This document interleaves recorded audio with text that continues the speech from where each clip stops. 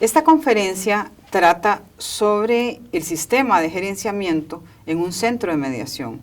¿Esto qué quiere decir? Quiere decir que todo centro de mediación debe tener un sistema de administración de sus casos. ¿Para qué? Para que el gerenciamiento sea efectivo y esto aumente la efectividad del centro.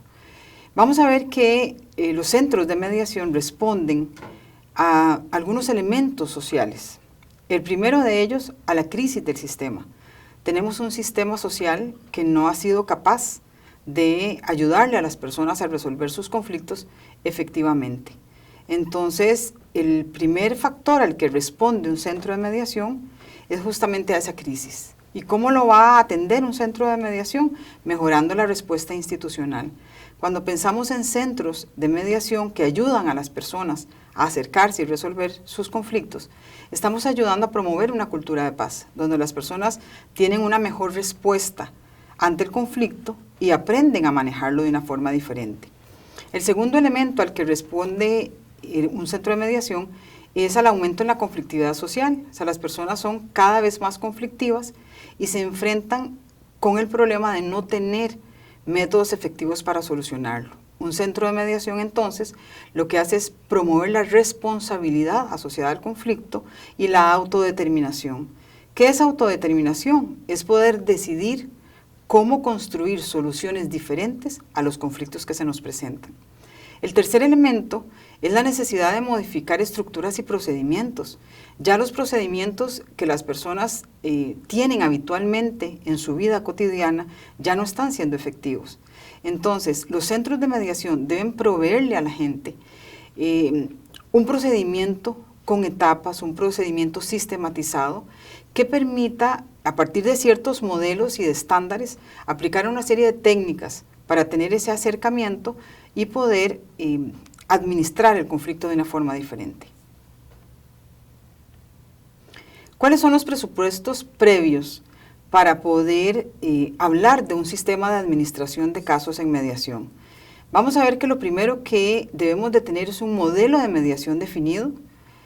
Lo segundo es un equipo de mediación certificado en mediación. Y lo tercero, un sistema de administración de casos. Vamos a ver en detalle cada uno de estos temas. Lo primero es un modelo de mediación definido. ¿Esto qué significa? Debemos de romper con el estereotipo de que hay personas que son naturalmente mediadoras y que las personas se acercan de manera natural para resolver los conflictos. Las personas no tienen una forma sistematizada de resolver conflictos.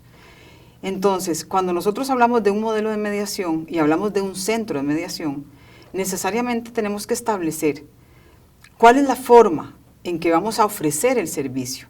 Entonces vamos a partir de tres modelos básicos. El primero de ellos es el modelo típico de mediación. El segundo de ellos es el modelo con mediación. Y el tercero de ellos es el modelo de mediación con panel. Les voy a explicar cada uno de estos modelos. En el modelo de mediación típica, vamos a tener a la persona que dirige el proceso de mediación, un mediador o un conciliador, y vamos a tener a las dos partes actuando directamente. En este modelo, las partes están solas con la persona que está dirigiendo el proceso de mediación. Esto tiene muchas ventajas y es que permite que sean las partes las que se apropien de su conflicto y las que construyan de manera totalmente autogestionada la mejor solución.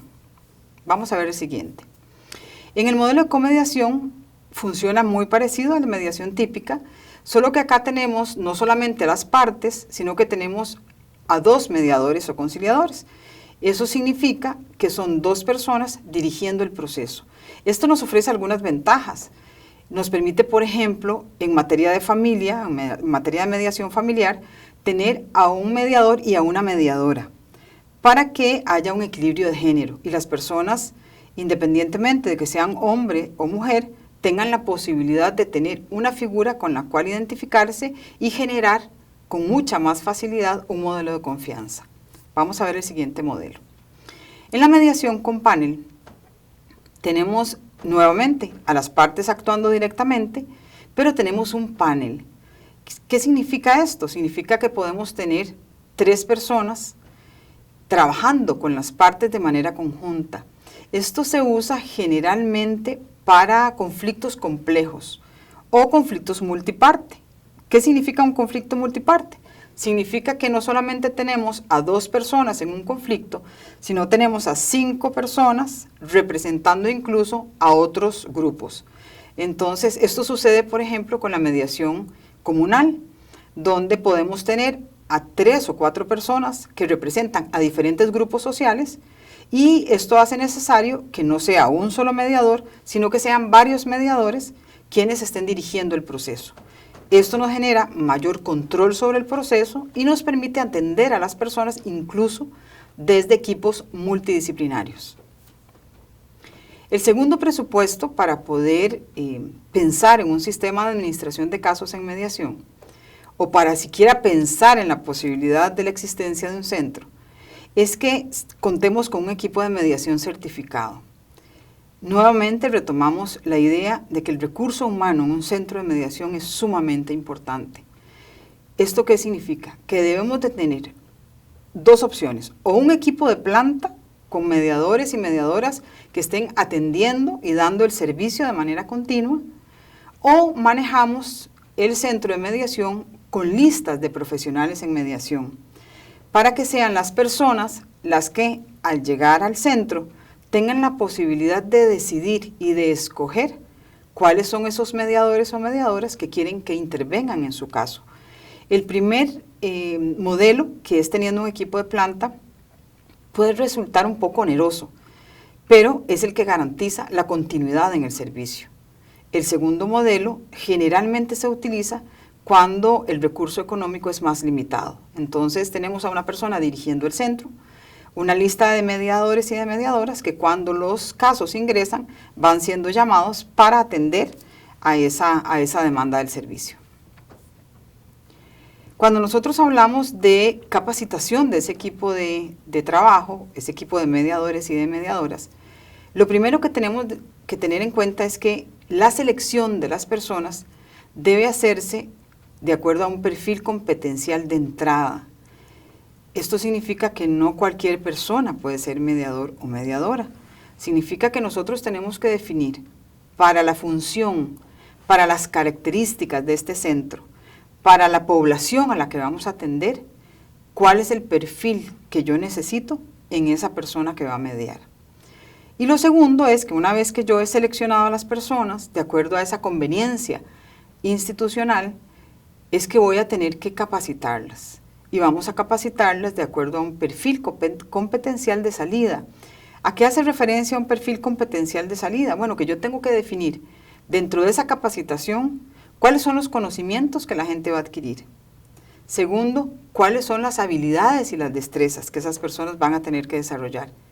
Y tercero, cuáles son las actitudes necesarias que debe propiciar este proceso de capacitación para que las personas efectivamente desarrollen ese perfil ideal. ¿Qué implica un perfil competencial de salida? Un poco lo que les decía ahora. Bueno, que las personas tengan todos estos elementos que ya les mencioné dentro de ese perfil que yo voy construyendo en el proceso de formación. Que yo pueda garantizar que las técnicas y las estrategias que yo voy a ir desarrollando en el proceso de capacitación me permitan que las personas al final del proceso efectivamente puedan tener conocimientos específicos en mediación y conciliación, habilidades relacionadas con la conducción de ese proceso, actitudes y valores que permitan darle una solidez ética a este proceso de mediación. Esto nos hace pensar entonces en que no es posible que contemos con procesos de formación que duren 15 horas o 20 horas. Necesariamente estos procesos requieren de mucho más tiempo. Cuando hablamos de profesionalización en mediación, hablamos de un proceso que no puede durar menos de 120 horas. ¿Por qué? Porque ese es el tiempo mínimo para poder desarrollar todas las técnicas y las estrategias, las simulaciones que requiere una persona que va a intervenir en un proceso de mediación de manera profesional. El otro elemento dentro de este enfoque de profesionalización en mediación es que debe estar impartido a partir de un enfoque interdisciplinario. Esto significa que deben haber personas especialistas en derecho, en psicología y en otras ramas y disciplinas como la comunicación, las ciencias políticas, la sociología, el trabajo social. La idea es que esta formación pueda ser tan integral que se realimenta de diferentes áreas del quehacer y que no se limite solamente a uno de estos campos. El tercer supuesto para pensar en un centro de mediación, en el funcionamiento de un centro de mediación, es que tenemos que tener un sistema de administración de esos casos, ¿verdad? Y entonces, ¿qué implicaciones tiene un gerenciamiento? Lo primero es definir cuáles van a ser los objetivos. ¿Qué pretendo yo con el gerenciamiento de un centro? Lo primero es que tenemos necesariamente que administrar eficientemente el servicio. Estos servicios tienen que tener la posibilidad de atender de manera adecuada la solicitud que hacen las personas usuarias respecto de lo que tiene que ver con la solución a su conflicto.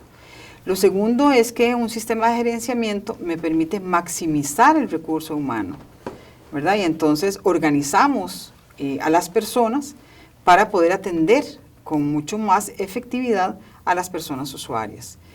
Otro de los objetivos es que nos permite mantener el orden y el control sobre la atención individual de cada caso y sobre la carga general de trabajo que tiene el centro. Y otro de los objetivos es recolectar información necesaria para evaluar la actividad individual de cada una de las personas que van mediando, ¿verdad? Que están mediando en ese centro, y la actividad general del centro. Todo centro de mediación debe tener una estructura operativa sobre la que va a establecer sus procedimientos, sobre la que va a tener la posibilidad de sustentarse para su funcionamiento. Entonces vamos a ver que una estructura operativa básica de un centro de mediación es primero un consejo, una especie de consejo directivo, porque puede ser que dependiendo de la institución donde esté pueda llamarse este consejo de una forma diferente. Nos referimos a un consejo directivo que gire políticas de funcionamiento del centro. Lo segundo es una dirección ejecutiva. Esta dirección tiene a cargo la actividad general del centro desde el punto de vista operativo. Un coordinador o coordinadora de áreas, esto significa que para las diferentes áreas dentro de un proceso de mediación deben haber personas que puedan coordinar este trabajo. Hablamos, por ejemplo, de coordinadores del área de evaluación de casos, una persona que coordine propiamente los procesos de mediación, una persona que coordine otras actividades como es el seguimiento, por ejemplo, de los casos. Tenemos que tener dentro de esta estructura operativa necesariamente el equipo de mediadores y mediadoras, ¿verdad? Esta es la razón de ser realmente de un centro. Un área de asesoría legal, ¿verdad? Todo centro de mediación debe contar con la posibilidad de que las personas, tanto los mediadores y mediadoras como las personas usuarias, se puedan asesorar legalmente. Un área de capacitación que pueda dar soporte al centro en la medida en que permite que otras personas se vayan formando y vayan apoyando al centro en labores de capacitación, y muy importante un área de promoción dentro de esta estructura operativa, porque la promoción es lo que permite divulgar la actividad del centro y por otro lado atraer personas usuarias hacia el centro de mediación. ¿Cuáles son las etapas en un proceso de administración de casos? Vamos a hablar de las etapas que operativamente han demostrado que un centro de mediación puede ser muy efectivo. Lo primero es el área de recepción del caso, donde las personas se acercan al centro, tienen la posibilidad de comentar muy brevemente su conflicto para ver si por competencia el centro puede trabajar esa conflictividad que se le está presentando. La segunda etapa es la etapa de filtro, lo que hemos llamado una etapa de evaluación, donde se establecen criterios para determinar si este caso es posible de mediar o no. Luego tenemos propiamente la etapa de mediación, ¿verdad? Y conciliación. Es importante mencionar que siempre incluimos mediación y conciliación porque en algunos países, sobre todo en Centroamérica, la mediación y la conciliación están equiparados como mecanismos, ya sea para ejecutarse en sede judicial o extrajudicial. En algunos otros países solamente se habla de mediación o se habla solamente de conciliación. Lo que quiero decir con esto es que cuando hablamos de un centro, estamos hablando de un centro de mediación o de conciliación. No importa cuál de las denominaciones utilicemos, eso va a depender del marco legal que funcione en sus países. La siguiente etapa, la etapa de seguimiento, y es la que nos permite determinar a los 3 meses, por ejemplo, y a los 6 meses, que es un poco el tiempo que se ha establecido para este proceso, si el acuerdo se ha mantenido firme. Esto tiene muchísima relación con el nivel de efectividad del centro, porque nos permite determinar qué tan sólido fue el acuerdo y cuál fue el compromiso de las partes con respecto a ese acuerdo.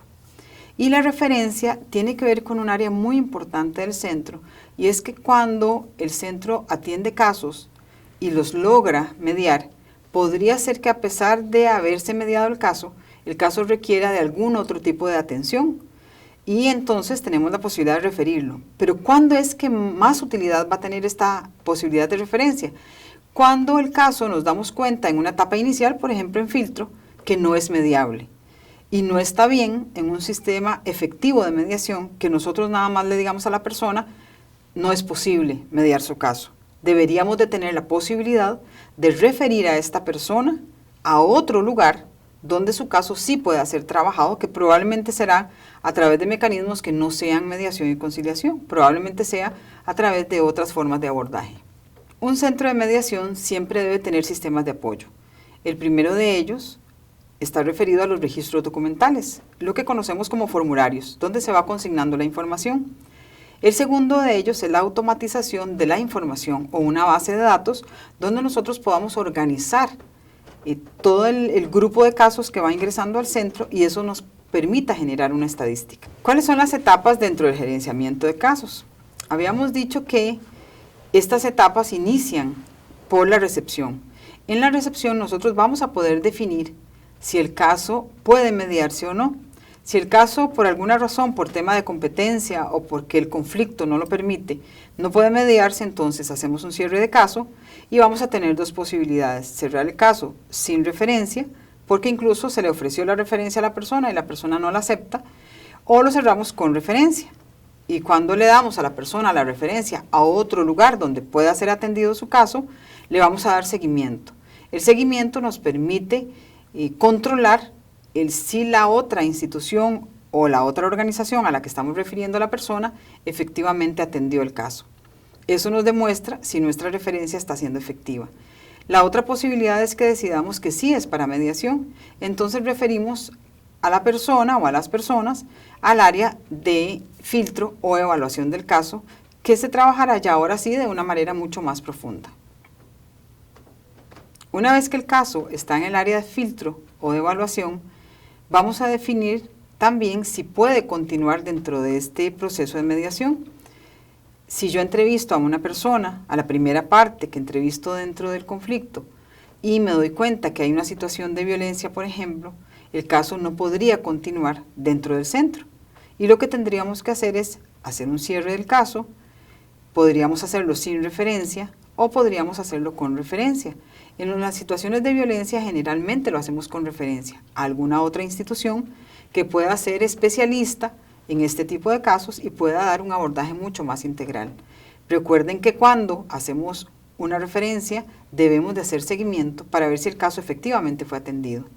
Si nosotros decidimos en el área de filtro que el caso sí tiene características para ser mediado, lo que hacemos es que invitamos a la otra parte o a las otras partes relacionadas con el conflicto para una entrevista de filtro nuevamente, donde vamos a tener la posibilidad de entrevistar a todas las partes involucradas en el conflicto y decidir si el caso sigue hacia la mediación. ¿Por qué debería siempre de hacerse la etapa de filtro? Bueno, porque la etapa de filtro nos permite tener un primer conocimiento del caso, crear confianza con las personas, permitir a la gente ventilar, lo que nosotros llamamos ventilar en un espacio seguro, significa poder contar el conflicto en un espacio seguro, y nos permite además bajarle la atención a la gente con respecto al proceso de mediación propiamente, y además vamos a valorar si el caso es admisible desde el punto de vista legal y si es mediable, ¿verdad? Si tiene todas esas características para que un caso pueda ser resuelto por medio de la mediación. ¿A quiénes se filtra? Bueno, a cada una de las partes. Incluso podemos pensar en que en los casos de familia también deberíamos de filtrar a las personas menores de edad, cuando éstas tienen más de 7 años. Siempre es importante tomar en cuenta su punto de vista, aunque no las vayamos a incluir dentro del proceso de mediación, porque no las vamos a poner a mediar con personas adultas, pero sí nos va a interesar conocer su punto de vista sobre aquellos temas que podría afectarles directamente. Por ejemplo, el tema de visitas, ¿verdad? Si vamos a conversar con personas adultas sobre el tema de las visitas, las personas menores de edad deberían de tener la posibilidad de mostrar su opinión con respecto a estas posibilidades de visita. Eso es un tema que en materia de familia necesariamente vamos a tener que trabajar. ¿A qué nos referimos con admisibilidad y mediabilidad? Con admisibilidad nos referimos a todos los presupuestos jurídico-procesales para que un asunto sea susceptible de mediación, y eso está regulado en cada país. Depende de la disponibilidad de los derechos involucrados en el proceso. ¿Y a qué nos referimos con mediabilidad? Este es un criterio que a veces es mucho menos fácil de aplicar. Nos referimos a que tenemos que confirmar que hay disponibilidad y voluntad de las partes para mediar. Nunca podemos obligar a una persona a mediar o a participar en un proceso de mediación. Tenemos que asegurarnos que no haya violencia o agresión en esa relación. Y además tenemos que asegurarnos que no existan desbalances graves de poder entre las partes que vayan a generar un acuerdo que sea injusto. Una vez que se ha realizado el filtro a todas las partes involucradas y el caso cumple con estos criterios, tanto de admisibilidad como de mediabilidad, seguimos con el gerenciamiento. Se hace el proceso de mediación y sabemos que en mediación siempre vamos a tener la posibilidad de tener un resultado positivo y uno que no es tan positivo. Si nosotros terminamos sin acuerdo, lo que hacemos nuevamente es cerrar el caso y tener la posibilidad de hacerlo con referencia o sin referencia. Recordemos que si lo hacemos con referencia debemos de darle seguimiento. En el caso de que tengamos un resultado positivo en la mediación, que eso es lo que siempre vamos a esperar, vamos a tener que consignar el acuerdo y vamos a cerrar el caso.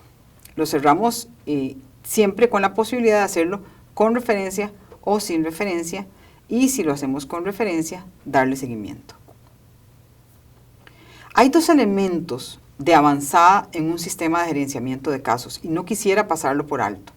Lo primero es que siempre debemos de tener un sistema de referencia, que ya lo hemos mencionado en diferentes oportunidades, porque esto nos habla de la calidad del servicio. Decíamos al inicio, no es lo mismo decirle a una persona, no, mire, qué pena, en este centro de mediación no podemos atender su caso, y otra muy diferente es decirle, no puedo atender su caso, pero le voy a referir a un lugar donde sí le pueden atender.